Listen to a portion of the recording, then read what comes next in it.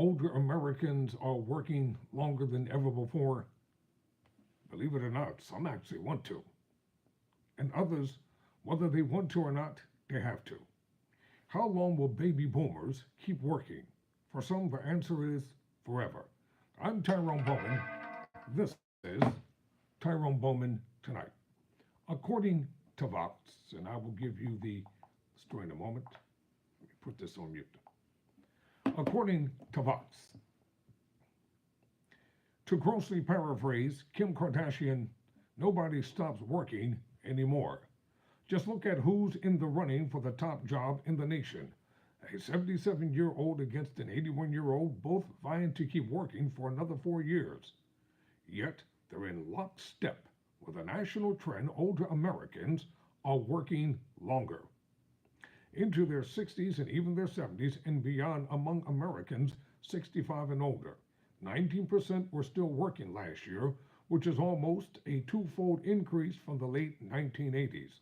Last year, the average retirement age was 62, according to a Gallup survey, up from 59 years old in the early 2000s.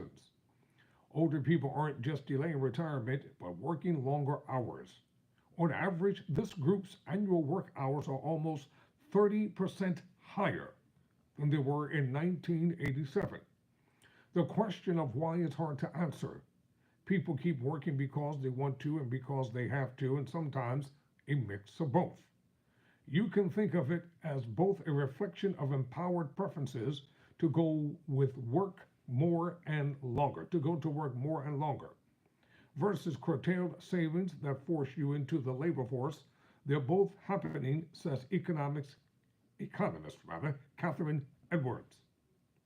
Joan Madden Ceballos, a 65-year-old healthcare administrator in California, has no plans to retire. She enjoys her job. It's flexible and fulfilling. She's not sure what she'd do with herself if she didn't work. I'm a baby boomer, so work is sort of ingrained in our lives, she says. My daughter gets so mad at me. You need boundaries. I'm like, that's not something baby boomers know. She's also making the most money she's ever made in her career. And that's not a non-zero factor. 5 years ago, I got a divorce. At that point, my house was paid off, but now it's only half paid off. Lori Hotsta Ward, 64, recently returned to teaching part-time after 27 years.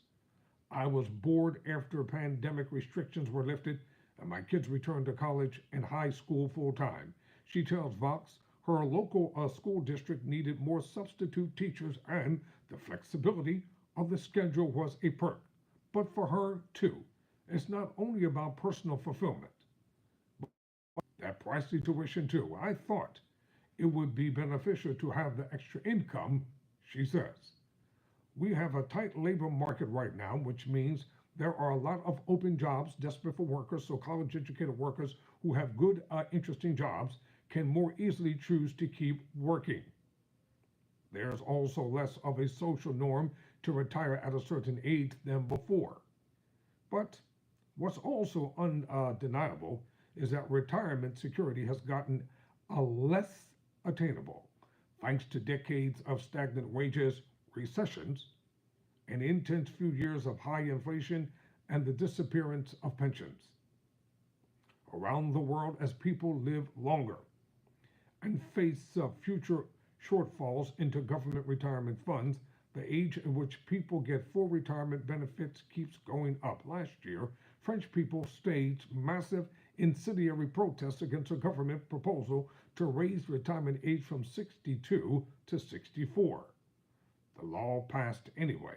In the U.S., anyone born after 1960 doesn't get full retirement benefits until they turn 67. You can retire at age 62, but you'll get less money, which is a good incentive to keep working. Congress has continued to debate whether full retirement age should be nudged even higher. Monique Morissi, a senior economist at the Economy Policy Institute, says that not being financially secure is likely the bigger factor in why we're seeing more older people work for longer.